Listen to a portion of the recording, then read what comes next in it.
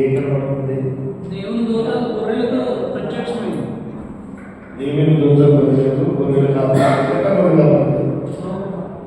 గొర్రెల కాపాడు ప్రత్యక్షమైందా? ప్రత్యక్షమైందా? గొర్రెలు కాపరి. గొర్రెల కాపాడు. ఓకే, ఇది కూడా అదే వృత్తాంతం. ఇక్కడ ఉన్నటువంటి వారు గొర్రెలు కాపాడు, వారు నేర్పుకుంటున్న ఆనాటి గొర్రెలు. వీళ్ళందరూ కలిసి ఊరికి వెలుపల వాళ్ళలో కూర్చుని వారు గొర్రెలను కాచుకుంటున్నటువంటి స్థితిగతులు. వారు గొర్రెలను కాచుకుంటుండగా దేవుని దూత వచ్చింది. దేవుని దూత వచ్చి ఆకాశం నుండి దేవుని దూత దిగి వచ్చి వీరికి తెలియజేసినటువంటి సందేశాన్ని ఈరోజు మనం చదువుకున్నాం.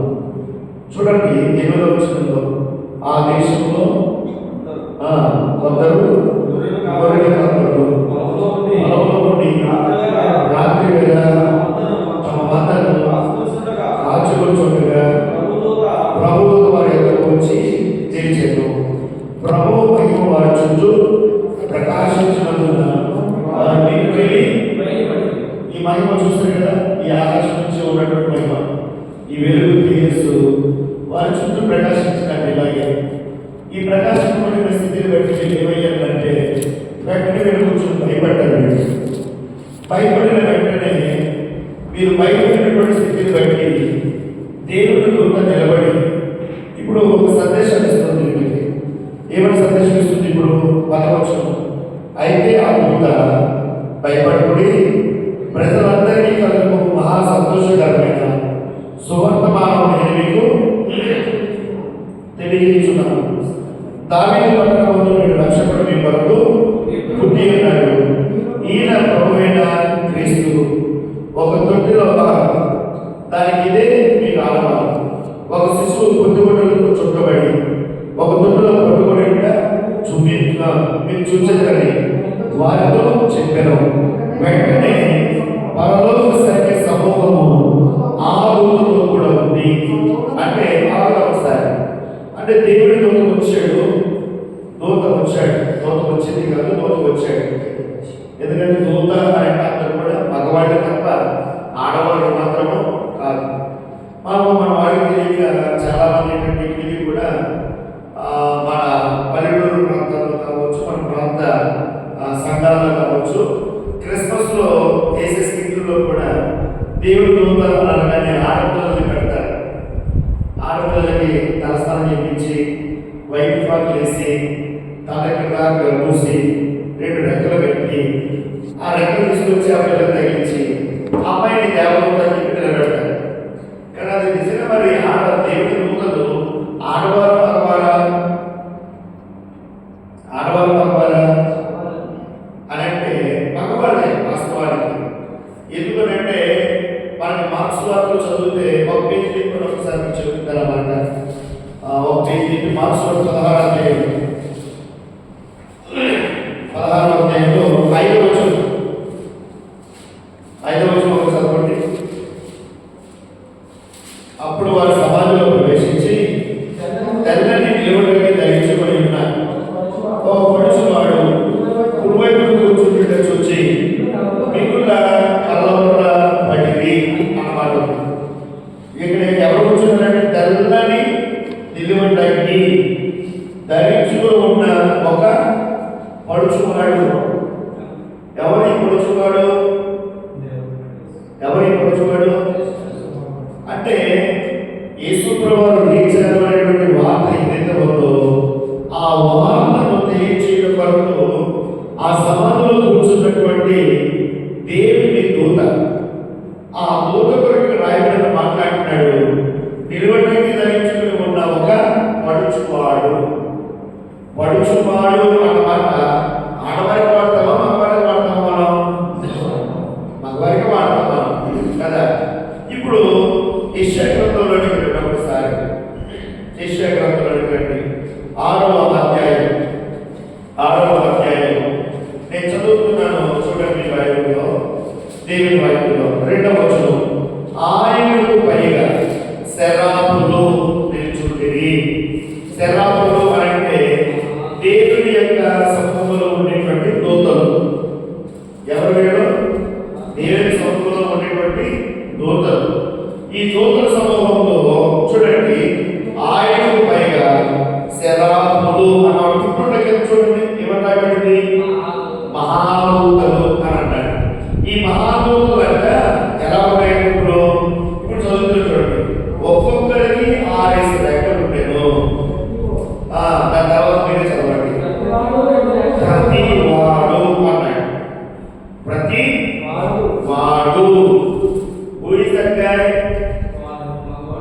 వాడు అంటే ఇప్పుడు శరాబోలైనటువంటి మహాదూతలు స్త్రీలింగంలో చెప్పబడిందా పుల్లింగంలో చెప్పబడిందా? అంటే ఎక్స్ప్లాసీ అంటే దూతల శాస్త్రం అంటే థియాలజీలో ఈ ఏక్లాసీ అనేటువంటి దూతల శాస్త్రంలో దేవుని స్వరూపంలో ఉన్నటువంటి దూతల్లో కెరూబులు, సెరాబులు, ప్రధాన దూతలు, ఇలా కొన్ని మిఖాయేలు, గబ్రియేలు, ఇలా కొన్ని దూతల యొక్క స్థాయిలు ఉన్నాయి. ఈ స్థాయిలో ఇక్కడ ఉన్నటువంటి దూతలు ఎవరంటే మొదటి స్థాయికి సంబంధించినటువంటి కెరూబులు, రెండవ స్థాయికి సంబంధించినటువంటి కెరాబులు అనబడినవా. ఈ దూతల్లో చూడండి, ప్రతి వాడు రెండు రెక్కలతో తన ముఖమును రెండింటితో కాళ్ళను కప్పుకొనుచు రెండితో ఎగురుచుండెను. దేవుని స్తోత్రం కలుగును గాక. అంటే ఇక్కడ దూతలకు ఎవరిని కనబడుతుంది మనకి ఇప్పుడు? కరెక్ట్ చెప్పండి, మగవారు.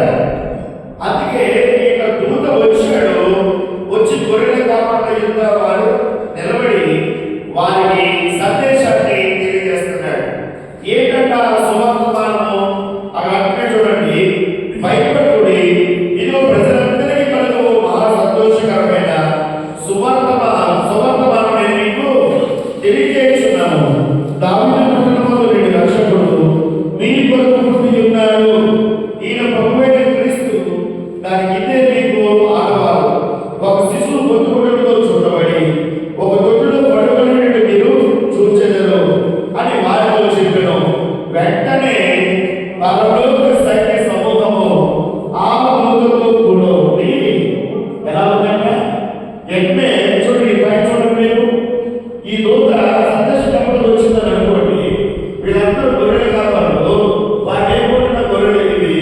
అయితే ఈ సందర్శన తీసుకొచ్చినటువంటి దూత వెనుక పరలోక సైన్య సమూహం అంతా వచ్చిందంట. ఎక్కడికి? ఎక్కడ వచ్చింది? ఎవరి దగ్గరకు వచ్చింది? గొర్రెల కాపరి దగ్గరకు వచ్చారు. ఈ గొర్రెల కాపరి దగ్గరకు వచ్చినటువంటి వీరందరూ ఒక పాట పాడుతున్నారు. ఇప్పుడు ఏమని పాడుతున్నారు? ఇప్పుడు సర్వోన్నతమైన స్థలములలో దేవునికి మహిమయు ఆయన ఇష్టమైన మనుషులకు భూమి మీద సమాధానము కలుగును గాక అని దేవునికి స్తోత్రము చేయించుండెను. హల్లెలూయా. వీళ్ళరా అంటే వర్తమానం తీసుకొచ్చారు, సందేశాన్ని తెలియజేశారు. ఆ సందేశం వెంబడి వారందరూ దేవుడిని స్తుతించారట. వీళ్ళరా ఇది మనం చూస్తున్నటువంటి వృత్తాంతం. ఈ వృత్తాంతంలో ఆ దూత తీసుకొచ్చినటువంటి సందేశం ఉంది కదా, 10వ వచనం దగ్గర నుండి 12వ వచనం వరకు, 14వ వచనం వరకు ఆ సందేశం ఉన్నటువంటి భావం, ఎలాంటి సందేశం వారు తీసుకొచ్చారు, వాళ్ళు ఎలాంటి సందేశం వారు ప్రకటించారు. ఆ దేవదూతల సమూహం వచ్చినప్పుడు ఆ దూత వారికి తెలిపిన వార్తలో ఉన్నటువంటి అర్థమేంటి, ఆ వార్తలో ఉన్నటువంటి సందేశం యొక్క భావం ఏంటి అని మనం ఆలోచన చేస్తే దాదాపుగా 8 రకాల భావాలు మనకు కనబడతాయి. అర్థమవుతున్న మాటలు ఎన్ని రకాలు కనబడతాయి? 8 రకాలు. ఈ 8 రకాల యొక్క సందేశము దేవదూత తీసుకొచ్చినటువంటి దూత చెప్పినటువంటి సందేశంలో మొట్టమొదటి సందేశం ఏంటి? ఇప్పుడు చూద్దాం. దేవుడు వాక్యాన్ని చదువుతున్న చూడండి, 10వ వచనం. అయితే ఆ దూత ఏమని నోరు తెచ్చి ఫస్ట్ ఏమని చెప్పండి మీరు? ఏమవుతుంది? గట్టి అందరూ చెప్పాలి, భయపడకూడదు. దేవుని స్తోత్రం కలుగును గాక.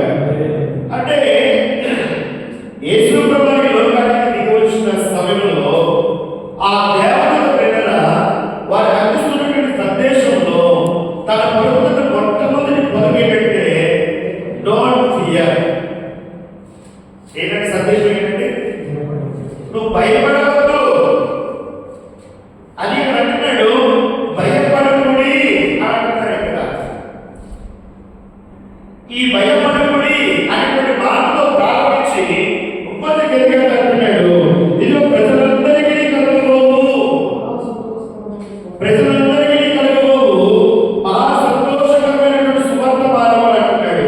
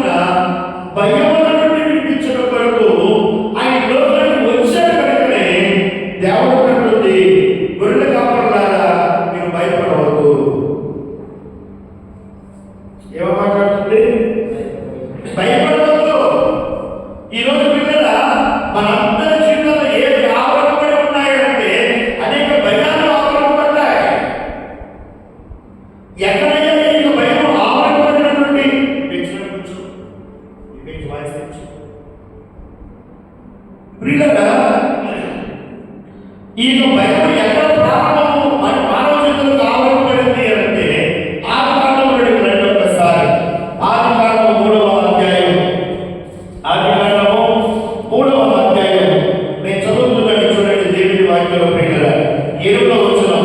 చల్లపూటను అబ్రాము అతని భార్యయు తోటలో సంచరించుచున్న దేవుడైన యెహోవా స్వరమును విని దేవుడైన యెహోవా ఎదుటికి రాకుండా తోట చెట్ల మధ్యలో దాగుకొనగా అక్కడ చదువుతుంటే దేవుడైన యెహోవా ఆదామును పిలిచి నీవు ఎక్కడ ఉన్నావు నేను అందుకు అతడు నేను తోటలో నీ స్వరం విన్నప్పుడు దిగబడిగా ఉంటుంది కనుక భయపడి దాగుకొంటిని. మీ బైబిల్ ఉన్న మాట ఆదికాండం 3వ అధ్యాయంలో నేను భయపడి దాగుకొంటిని అంటాడు. అంటే ఇందాక బ్రదర్ చెప్పినట్టుగా ఏదైతే తోటలో చేసిన పాపము తినకూడదు పండు వారు ఏదైతే తిన్నారో ఆ చేసిన తప్పిదమును బట్టి వారు చేసిన పాపమును బట్టి వారు అతిక్రమించిన ఆజ్ఞను బట్టి వారు ఏమి పొందుకున్నారు అంటే వారు భయం పొందుకున్నారు. వారు ఆ భయం బట్టి ఆనాడు మానవ జీవితంలో దాపరికమైనటువంటి భయము నేటికి మనుషులు వెంటాడుతూనే ఉంది. అవునా కదా చెప్పండి. ఒకరికి మరణ భయం, ఒకరికి వీసా భయం, ఒకరికి ఫైన్ భయం, ఒకరికి ఉద్యోగ భయం, ఒకరికి కుటుంబంలో ఉన్నటువంటి కొన్ని భయాలు, పిల్లలకి ఎగ్జామ్స్ భయం. అవునా కదా చెప్పండి. అంటే ఈ భయాలు వ్యాపకం ఎప్పుడు ప్రారంభమయ్యాయి? ఏదేది కొరకు ఆదాము చేసిన తప్పిదము దగ్గర ప్రారంభమైంది. నేటికి కూడా మానవ జీవితాల్లో అనేకమైనటువంటి భయాలు వెంటాడుతూనే ఉన్నాయి పిల్లలు. అలాంటి భయాల నుంచి పీడింపబడుతున్న మానవ జాతిని you should come out of fear అనేటువంటి మాటతో దేవుడి వాక్యం అంటుంది. దేవుడి దూత వచ్చి ఇదిగో భయపడకుడి. దేవుడు ఎక్కడ చూస్తున్నావు? ఇదిగో ఈ భయపడవద్దు, నేను ఉన్నాను. మానవ జీవితంలో ఆవరింపబడిన ప్రతి భయం నుండి విడిపించిన కొరకే ఈ లోకానికి ఆయన వచ్చారు. ఆయన ఈ సందేశాన్ని దేవదూత అక్కడున్న వారికి తెలియజేస్తున్నాడు. దేవునికి స్తోత్రము కలుగును గాక. ఇక్కడ కూర్చున్న వారి జీవితంలో కూడా ఆయా భయాలు ఉంటాయి. లేవా? ఏదో అనుకున్న వచ్చాం ఈ ప్రాంతానికి, అనుకున్నది దారుణమైపోయింది. అది ఏమవుతుందో భయం. సర్వం ఏజెంట్ మార్కెట్ తీసుకొచ్చాడు. దేవుడు వచ్చినప్పుడు నేను మొత్తం లోపలికి మారిపోయే. ఇప్పుడు మా పరిస్థితి ఏంటో అర్థం కాక అని చెప్పి జీతం వేరే తీసుకుని జీతం వేరే పిల్లలు పంపించండి, ఎక్కడ పంపించడంతో ఏం సరిపోతుంది? నెల నమ్మడానికి అదో భయం. అవునా కదా?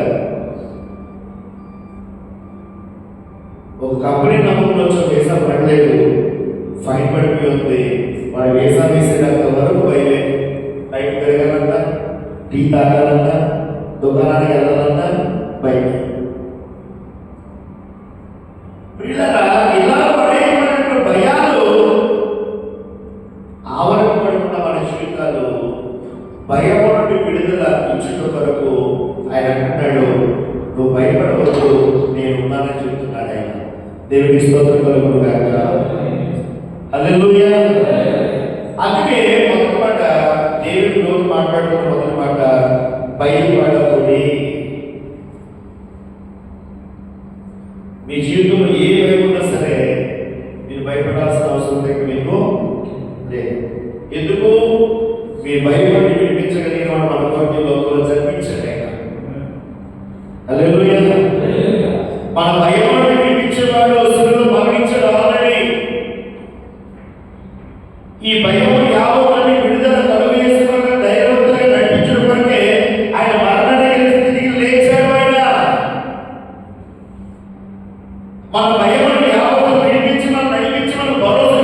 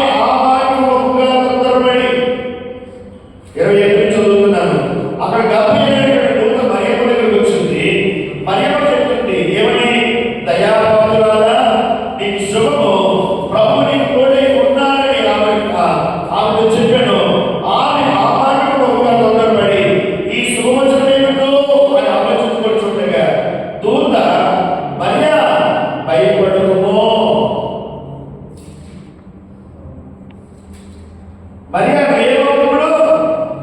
భయపడకూడదు. ఇగో కట్టడిగా ఉన్నానో, వివాహం కాకుండానే గర్భవతిలో ఉంటున్నానో, లేదా పరిశుద్ధాత్ముడు నిన్ను దర్శిస్తున్నాడనో, పరిశుద్ధాత్ముడు గర్భమును దాచిపోతున్నావనో, ఈ పరిస్థితులను బట్టి నువ్వు భయపడవద్దు. అక్కడ చూడండి, భయపడము, దేవుని వలన నీవు కృప పొందుతివి.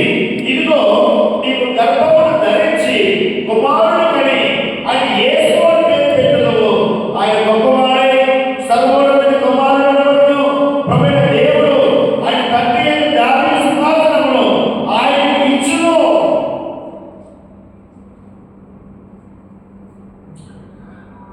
ఒక వివాహం అయినప్పుడు ఒక కన్యక గర్భమును దాల్చినప్పుడు ఆమె ఎంత భయపడాలి చెప్పండి సమాజంలో. మోసే ధర్మశాస్త్రం బట్టి ఆమెను రాళ్ళతో కొట్టి చంపాల్సినటువంటి దుస్థితులు. ఈ వార్త సమాజం వెలుగులో ఎవరికైనా తెలిసిందనంటే వాళ్ళందరూ రాళ్ళతో కొట్టి చంపుతారు ఆమెని. ఆమె బతుకు ఒక పక్క అయితే ఆమె కన్న తల్లిదండ్రుల పరిస్థితులు ఏమిటో చెప్పండి మీరు. దాని బాబు సిగ్గు లేదా?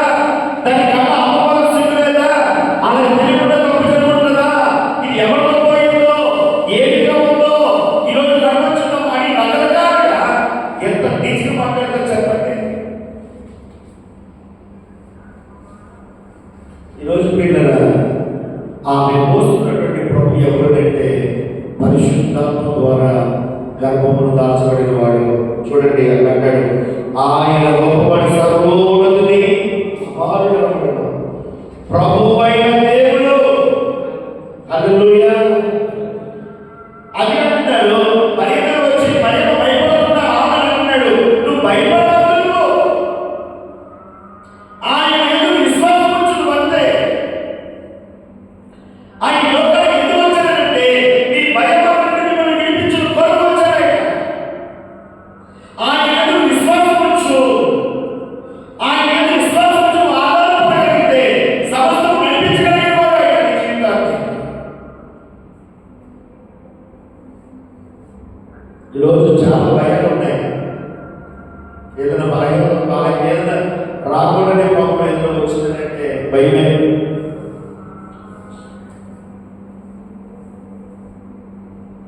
అదిగా మన దగ్గర వచ్చాడన్నమాట, దయాప్రాప్తురాలని శుభము భయపడుతుంది.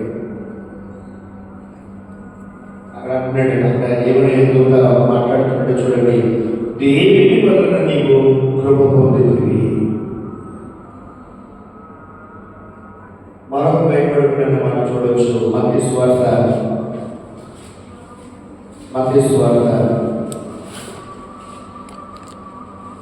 1వ అధ్యాయం 20వ వచనం. ఇక్కడ ఉన్న మరొక ఉదాహరణ ఎవరంటే యోసేపు చేసుకుపోయి భార్య గర్భవతి అయిపోయింది. అక్కడ ప్రమేయం లేకుండా వివాహం కాలేదు కదా మరొకటి. అక్కడ ప్రమేయం లేకుండా గర్భవతి అయిపోయింది.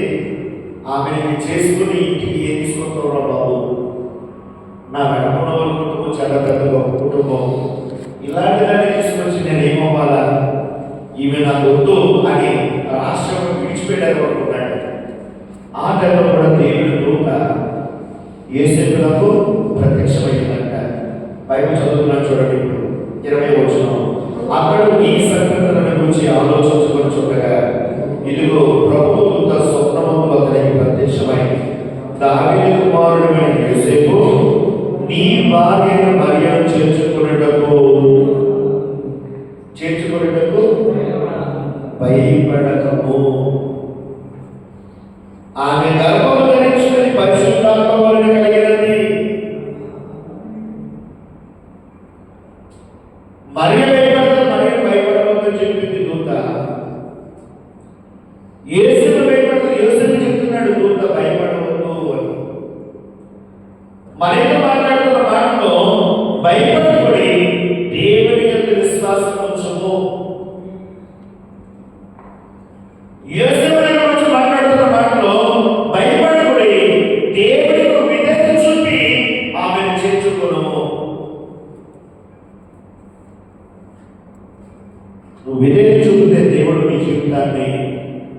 భయం నుండి నన్ను కూడా ఆయన విడిపించగలిగిన సామర్థ్యం కలదు. హల్లెలూయా. మనం విధేయత చూపకుండా, విశ్వాసం చూపకుండా మనలో భయాన్ని యావత్తు విడుదల పొందాలంటే ఎలా పొందగలం చెప్పండి? మరియ జీవితంలో ఆవరించబడిన భయం నుండి దేవుడి దూత వచ్చి చెప్తున్న మాట, నువ్వు భయపడవద్దు, ఆయన యందు విశ్వాసం ఉంచు. దేవుడి దూత, నువ్వు భయపడవద్దు, ఆయన విధేయత చూపి ఆమెను చేర్చుకోను. మూడవది గొర్రెల కాపరి దగ్గరికి వచ్చారు. భయపడవద్దు, ఆయనను వెంబడించు. దేవుడికి స్తోత్రం కలుగును గాక. హల్లెలూయా. గొర్రెల కాపరులు భయపడ్డారు దేవుడు దూత రావడంతో. బాబోయ్, ఎక్కడికి వచ్చిందండి ఈ దూత? పరలోకం వచ్చిందా? అరే చెప్పలే, అరే మామ, ఇది దూత, దేవుడు దూతలను దేవుడు పంపించాడు మనకి. ఎక్కడికి వచ్చిందంటే పరలోకానికి దిగి వచ్చింది మన కొరకు. దేవుడు పంపించాడు వర్తమానంలో. ఈ వర్తమానం దేవుడి దగ్గర మనకు వచ్చింది. ఈ సందేశం మోసుకొచ్చిన దేవుడి దూత పరలోకానికి మన దగ్గరకు వచ్చాడు. ఆ చుట్టూ ఆ వెలుగు ప్రకాశించిన వెంటనే మనందరం భయపడారట. ఇప్పుడు మా దేవుడు దూత మాట్లాడుతున్నాడు, భయపడకుడి, ఆయనను వెంబడించండి. ఈరోజు మన జీవితాల పిల్లల అనేక భయాలు మనం వెంబడిస్తూ ఉంటాయి. ఈ భయాలన్నింటి నుంచి విడిపించగలిగిన వాడు మాట్లాడుతున్న మాట తెలుసా? భయపడకుడి, నా యొక్క విశ్వాసం వచ్చు, నేను ఉన్నాను అంటున్నాడు ఆయన. హల్లెలూయా. రెండవ వర్తమానము, దూత చెప్పినటువంటి రెండవ సందేశం ప్రజలందరికీ అన్నాడు. ఏంటంటే చూడండి, లూకాసు వార్త 2వ అధ్యాయం నిలబడదాం. లూకాసు వార్త 2వ అధ్యాయము చూడండి పిల్లరా, 8-10 వచనాలు. ప్రజలందరికీ కలుగు మహా సంతోషకరమైన సువర్తమానం నేను మీకు తెలియజేస్తున్నాను. ప్రజలందరికీ, ఏంటి ప్రజలందరికీ అంటే కనబడిన రెండవ సందేశం సర్వ మానవజాతికి, సర్వ మానవజాతి యావత్తు కూడా ఆయన సందేశిస్తుంది. ఏంటంటే ఇక్కడ ఎలాంటి వర్గమైనదానికి లేదు, ఇక్కడ కులపరమైన తారతమ్యానికి లేదు, వర్ణాలైన వర్ణ విభజనకి లేదు, ప్రాంతీయ విభేదాలకి లేవు, స్త్రీ పురుషులైన విభేదాలు లేవు, దేశముల యొక్క తారతమ్యం అనేది లేదు, భాషల యొక్క తారతమ్యం అనేది లేదు. యేసుక్రీస్తు అందరికీ ప్రభువు అంటే సర్వ మానవ జాతికి ఆయన ఒక్కడే ప్రభువు, ఆయన ఒక్కడే రక్షకుడు, ఆయన ఒక్కడే దేవుడు. దేవుని స్తోత్రం కలుగును గాక. హల్లెలూయా. ఈ సత్యం తెలియక అనేక అన్య మతాచారులు ఎవరున్నారంటే మానవుడు గొప్పది అనుకుంటూ కులపరమైనటువంటి తారతమ్యాన్ని లేవనెత్తుతున్నారు చాలా మంది. ఇప్పటికీ చాలా మంది మాట్లాడతారు కదా, ఆయన మానవాళి దేవుడురా. ఎవరు దేవుడు అంటే ఆయన మానవాళి దేవుడురా. ఎవరు నమ్ముకోగానే ఆ దేవుడు నమ్ముకుంటురా, ఆ మానవాళి దేవుడైనా అని కులానికి పరిమితం చేసినటువంటి మాటలు నేటి సమాజంలో చాలా ఎక్కువగా ఉన్నాయి. అవునా కదా? కానీ దేవుని వాక్యం చెబుతుంది, ఆయన పూర్వమతం అనేది ఏమీ లేదు, ప్రాంతీయ విభేదం అనేది లేదు, భాష విభేదం అనేది లేదు. ఆయన అంటాడు, సర్వ మానవ జాతి యావత్తునకు ఆయన ఒక్కడే రక్షకుడు, ఆయన ఒక్కడే ప్రభువు, ఆయన ఒక్కడే దేవుడు. హల్లెలూయా.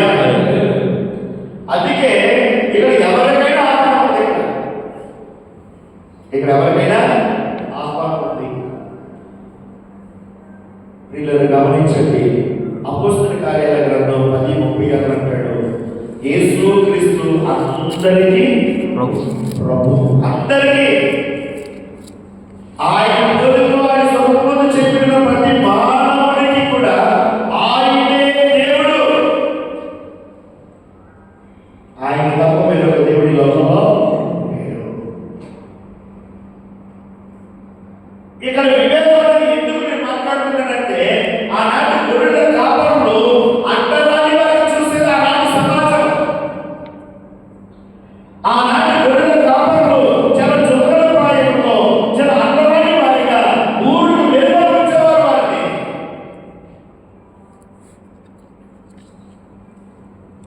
ఆ కాపరి నేరుగా ఊళ్ళోకి రావడానికి వీల్లేని వాళ్ళు, ఆ గొర్రెల కాపరి వచ్చి యూదులతో కలిసి సహవాసం చేయడానికి వీల్లేని వాళ్ళకి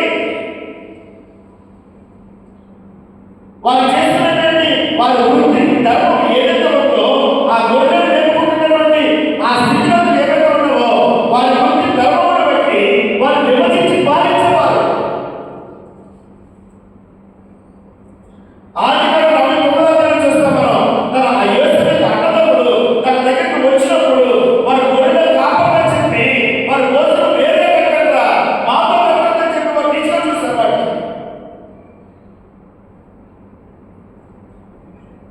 అంటే తక్కువ జాతుడు తక్కువ కురుడు అని అంటే కదా అప్పుడప్పుడు మాట్లాడేటప్పుడు ఆ పరిస్థితుల్లో వారిని చాలా చులకగా చూసేవారు.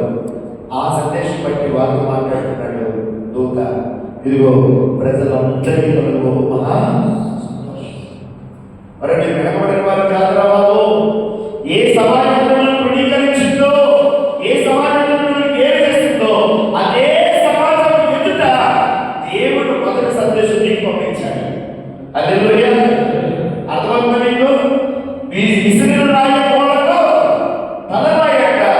ఇదిగో విసిరిన రాయి మూలకు తలరాయి ఏదైతే చెక్కబడిందో, ఇదిగో ఈ సమాజం తృణీకరించింది, చులకనగా చూసింది, అడ్డరానిగా ఉన్నది, దేవుడు ఏది చేసింది, అవమానం చేసింది, హేళన చేసింది. కానీ దేవుడు మాత్రం ఆ సందేశం మొట్టమొదట మీ యొక్కకు పంపించాడు, మిమ్మల్ని నచ్చిపెట్టిన వాడైనా.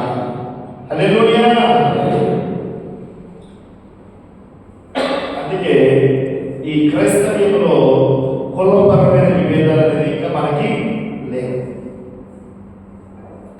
కానీ ఇంకా వాక్యం అవగాహన లేక చాలా ప్రాంతాలు, మన ప్రాంతాల్లోనే కుల సంఘాలు అయిపోయి సిగ్గు లేకుండా ఈ సంఘాలు ఈ కులస్తులతో ఈ చర్చికి వెళ్తారు, ఈ కులస్తులతో ఈ ప్రాంతానికి పోతారు. సిగ్గు శ్రమ లేదా? వాళ్ళ వాక్యం అవగాహన లేదు. ప్రభు ఎందుకు వచ్చాడు అని జ్ఞానం కూడా వాళ్ళకి లేదు. మా చూసా కులస్తులు మావుడు మాస్టర్ మావుడేరా మాస్టర్ గారు, దేవుడు ఎవడు దేవుడు? అలాంటి తారతమ్యం అనేది క్రైస్తవ్యంలో ఉండడం వీలు లేదు. దాని రూపుమాపుట కొరకే సమాజం యావత్తు సమానమే అనే భావాన్ని సూచించు కొరకే నేరుగా దేవుడి లోకంలో జన్మించడానికి వార్త ఎవరైతే ఆలోచన చేయబడిన వారో, ఎవరైతే చులకన చేయబడిన వారో వారి యొక్క పంపబడి జన్మలేదా. దేవునికి స్తోత్రము కలుగును గాక. హల్లెలూయా. ఇది రెండవ సందేశం. మూడవ సందేశం మహా సంతోషకరమైన సువర్తమానం. మహా సంతోషం ఎందుకనంటే ఆయన లోకంలో జన్మించడం మన దుఃఖ జన్మలకు సమాప్తి కలుగుతారు. హల్లెలూయా. అలాగంటే మీరు ప్రశ్నార్థం మళ్ళీ ఏ గొప్ప తిరుగుతారు బాబు, నమ్ముకున్నా కానీ మాకు ఇంకా సమాధానం లేదు, మాకు ఇంకా సంతోషం లేదు, చాలా కష్టాలు వెంటాడుతున్నాయి మాకు, మా పరిస్థితి ఏంటి, ఇవి దుఃఖాలు కాదంటారా అని మీరు అనుకోవచ్చు. కానీ దేవుని వాక్యం అంటుంది చూడండి ఒకసారి. యెషయా గ్రంథంలోనికి రండి. యెషయా గ్రంథం 60వ అధ్యాయం. యెషయా గ్రంథం 60వ అధ్యాయం 20వ వచనం పిల్లలు. నీ సూర్యుడిలో అస్తమింపడు, నీ చంద్రుడు క్షీణింపడు. యెహోవాయే నిత్యమైన నీ దుఃఖ దినములు సమాప్తములగును. దేవునికి స్తోత్రం కలుగును గాక. హల్లెలూయా. ఆయన యందు విశ్వాసం ఉంచిన మన జీవితాల్లో కష్టాలు రావని చెప్పండి. వాక్యం దుఃఖ దినాలు సమాప్తమవడం కష్టాలు వస్తాయి, కానీ ఆయన మనతో ఉంటాడు. అర్థమవుతుందా వాక్యం? కష్టాలు వచ్చినా సరే ఆయన లేని వాళ్ళు ఎంతో మంది ఉంటారు. యేసు ప్రభువుని దేవుడికి అంగీకరించిన మన జీవితాల్లో ఏ కష్టకాలమైనా సరే ఆయన తోడు మనతో ఉంది, ఆయన కృప మనతో ఉంది, ఆయన సహాయం మనకు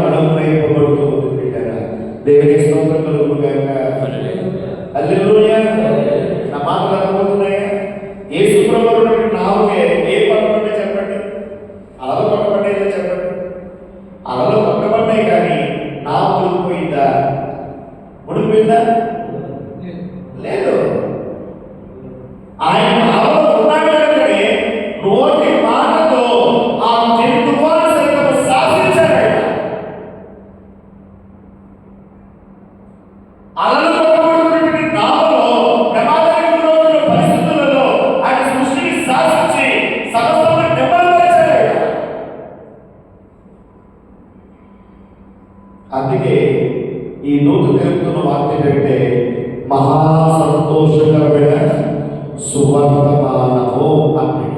హల్లెలూయా, హల్లెలూయా. ప్రభువును పిల్లలు గమనించండి, ఇదిగో ప్రజలందరికీ కలుగు మహా సంతోషకరమైన సువర్తమానం. ఈ మాట చదువుతాం చూడండి. లూకా సువార్త 7వ అధ్యాయం 23 నుంచి చూడండి పిల్లరా. 23 నుంచి చదువుకుంటే అర్థమవుతుంది. వాళ్ళు వెలుచుండగా ఆయన ఎదిరించారు.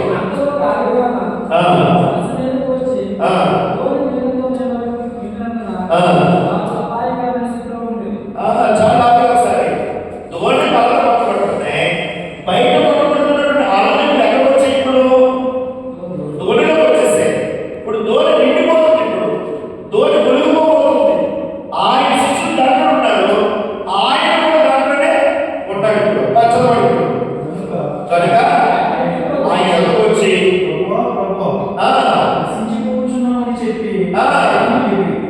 ఆయన లేచి గాలిని నింపుకొనును అడిగి చాలా దేవుని స్తోత్రం. హల్లెలూయా. ఆ గాలి నీరు యావత్తు పొంగుతుంటే ఈ వీళ్ళందరూ కూడా మా ప్రభు దగ్గరికి వెళ్ళి, అయ్యా మేము రక్షించబోతున్నామయ్యా, నీకు చింత లేదా ప్రభువా,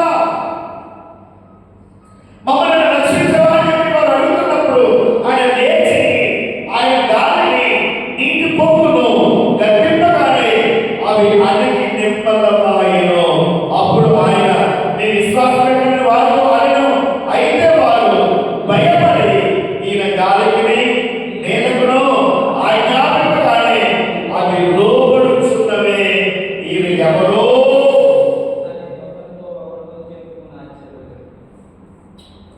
ఏమంటే గాలి, తుఫాను, నీటి పొంగులు సైతం, సృష్టి యావత్తు సైతం ఒక్క మాట శాసిస్తే ఆయన లోబడిపోతున్నాయా? ఈయనెవరో, అరే మామా ఈయనెవరంటారా? ఒక్క మాట చెప్పినట్టు మొత్తం నిమ్మలమైపోతున్నా. ఈయనెవరో, ఆయనే ప్రభు అయిన క్రీస్తు. హల్లెలూయా. సర్వశక్తివంతుడు పిల్లరా, సర్వోన్నతమైన ఆయన మనతో ఉంటాడు. కష్టకాలంలో ఏ మాత్రం నేను విడిచిపెట్టేవాడు. సమస్యలు వస్తాయి, విడుదలలు వస్తాయి, కానీ నిన్ను హంతం చేయడానికో, నిన్ను ముచ్చివేయడానికో, నిన్ను ప్రమాదంలో నెట్టివేసి నిన్ను పతనం చేసేది అవి కావు. ఖచ్చితంగా అలాంటి పరిస్థితుల్లో కూడా ఆయన సహాయం అనుభవించగలిగిన వాడు నీ కొరకు జరిపించాడు. కనుకనే ఇది నీకు మహా సంతోషకరమైన 4వ వర్తమానము సువర్తమానం. ఎందుకు సువర్తమానం? ఆ సందేశం ఎందుకు మంచి వార్త అంటే, ఈ వార్త నేను రక్షించే సువార్త, నీ జీవితాన్ని విమోచించేది, నీ పాపముని పరిహరించేది, ఈ లోకంలో జరిపించడే. ఇదిగో దానిని మండలమందు నేను రక్షకుడు, ఆ రక్షకుడు రక్షించడానికి వచ్చాడు. నీ బ్రతుకులో నీ జీవితం యావత్తును బాగు చేయడానికి వచ్చాడైనా.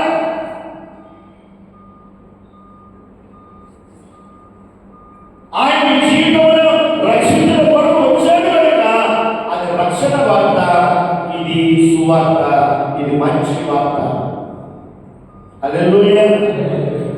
మనము కాటిస్తాం, అందరికీ ఇంట్లో పెళ్లి చేసుకుంటాం. ఏమని పేరు పెట్టడానికి టైటిల్? శుభలేఖ. ఏ లేఖ? శుభ లేఖ. అంటే శుభము కోరేది, అంతేనా? మంచిని కోరేది, అంతేనా? మేలుకరమైనది. సువార్త అంటే మంచి వార్త. కారణం ఏంటంటే నిన్ను రక్షించిన వాడి లోకంలో జన్మించాడు. ఇవి దాని నేను రక్షకుడు మీ కొరకు పుట్టాడయ్యా, నేను రక్షించువాడైనా.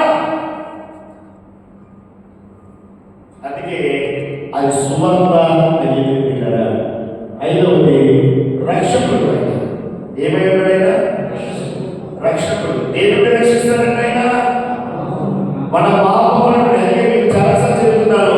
మత్తయి 1:27 కంఠస్థం చేయండి.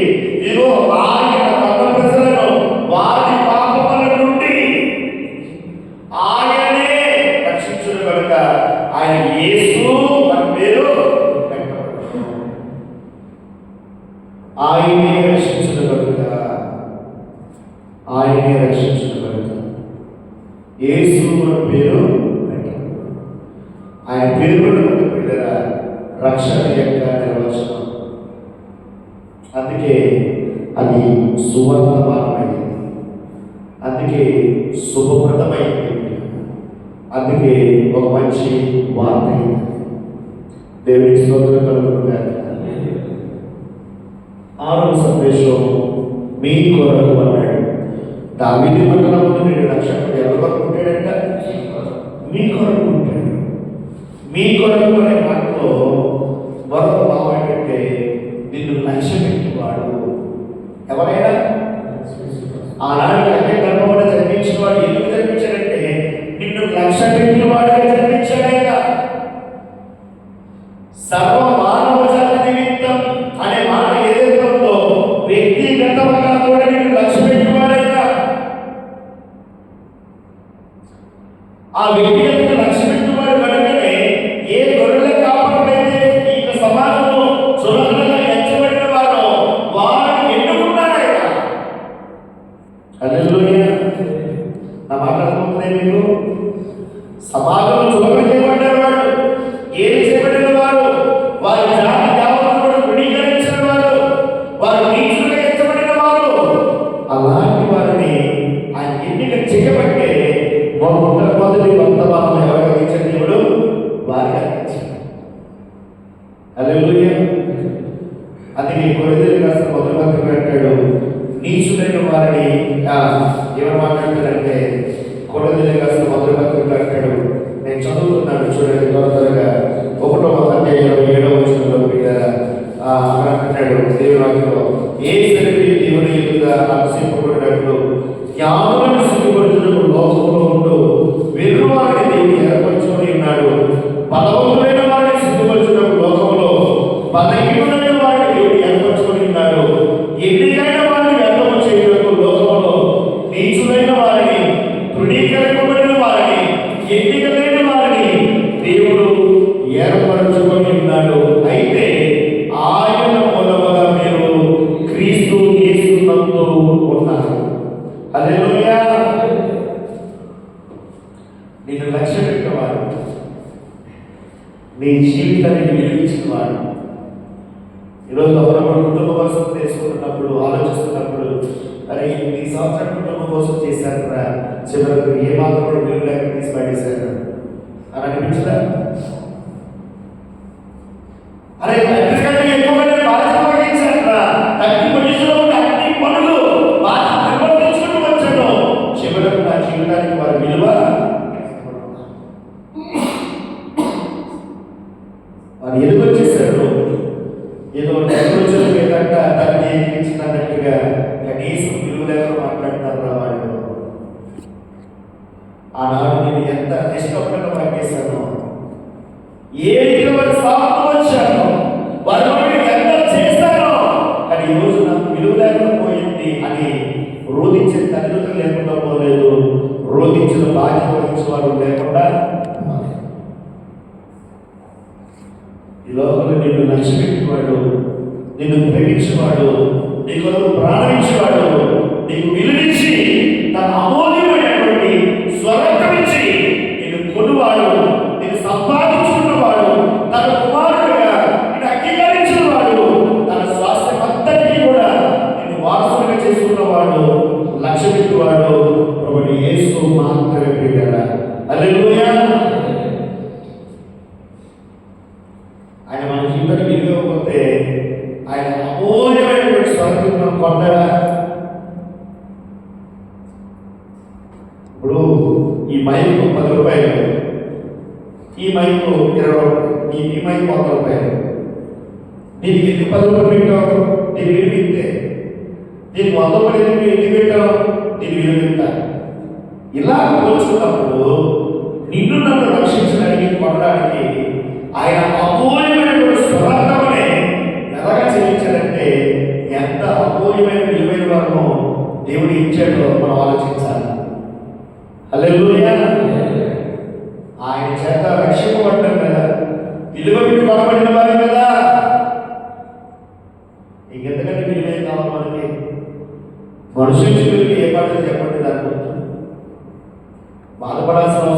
మనకి లేదు. అందుకే నేను లక్ష్య పెట్టుబడి ఈ లోకానికి వచ్చాను. అంతేకాదు బిడ్డరా, దేవుని వాటిలో చూస్తున్నాం. ప్రభు అయిన క్రీస్తు సర్వాధికారి ప్రభువు. అంతేకాదు సమాధానం చూడండి, చివరి చూడండి, అక్కడ ఏమి మాట్లాడారు? సర్వోన్నత స్థలంలో దేవునికి మహిమయు, ఆయన ఇష్టమైన మనుషులకు భూమి మీద సమాధానము కలుగుగాక అని దేవునికి స్తోత్రము చేయించుకున్నాను. ఆయన ఎవరైతే విశ్వాసం ఉంచుతారో వారందరి జీవితాలకు ఆయన ఏమిస్తానంటే అయినా నిజంగా నేను తినాలని చాలా భయంకర పరిస్థితులు ఉన్నాను. అలాంటి పరిస్థితుల్లో నాకు ఈ వాక్యం గుర్తొచ్చింది. ప్రభా, ఏంటి పరిస్థితులు, ఏంటి ఈ గందరగోళం, ఏంటి ఈ మానసిక ఒత్తిడి అనే పరిస్థితులు నిన్న ఎంతో సుఖించాడు. కానీ దేవుడు మీద ఆధారపడిన వారిని ఆయన ఎప్పుడూ విడిచిపెట్టాడు. ఈరోజు మీ ముందు ఇలా నిలబడి వాక్యం చెప్పగలుగుతున్నట్టే ఆయన నాకు ఇచ్చిన సమాధానం. నేను దినం నాకు ఆయన సమాధానం ఇచ్చి ఉండకపోతే ఈరోజు వ్యక్తి మీ ముందు నిలబడేవాడు కాదు. అందుకే యెషయా గ్రంథం 9:6 అంటాడు, ఎవరైనా మనం శిశువు పుట్టినో ఆయన ఆలోచనకర్త, ఆశ్చర్యకరుడు, బలవంతుడైన దేవుడు, నిత్యుడగు తండ్రి, సమాధానకర్తయగు అధిపతి. హల్లెలూయా. ఈరోజు మీరు ఏంటి పరిస్థితులైనా ఎన్ని ఒడిదుడుకులు వచ్చినా ప్రభు ఉన్నాడని విశ్వాసంలో ఉండండి. ఆయన మీ హృదయాన్ని సమర్పించండి. ఆయన తప్పకుండా మీ హృదయాలకు కావలసిన సమాధానాన్ని ఆయన అనుగ్రహించేవాడు. దేవుడి కృప అంటే దీవెన మనందరికీ అనుగ్రహించుగాక. అది లేచిన